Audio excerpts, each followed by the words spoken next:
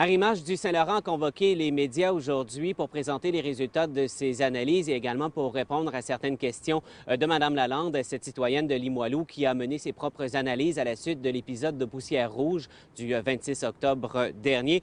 D'abord, Arrimage du Saint-Laurent admet sa responsabilité dans l'épisode de poussière rouge. C'est une erreur humaine qui l'a provoqué. Mais d'un autre côté, nous dit que ces résultats d'analyse démontrent que la matière qui a été répandue dans l'atmosphère n'est pas nocive et qu'elle se trouve finalement en deçà des normes acceptables. Et il est très clair qu'il y a déjà eu de la poussière qui est partie de nos opérations. Je vous disais qu'on est dans une zone industrielle, que ce qu'on fait, c'est pas de la tarte aux pommes. C'est important de mentionner que les résultats d'analyse qu'on nous présente aujourd'hui ne concernent que l'épisode de poussière rouge du 26 octobre. Maintenant, en ce qui concerne les niveaux élevés de contamination aux métaux lourds qu'ont présenté les analyses de Mme Lalande, des métaux, par exemple, comme le fer, qui sont manutentionnés ici, Arrimage du Saint-Laurent n'a pas de réponse à fournir.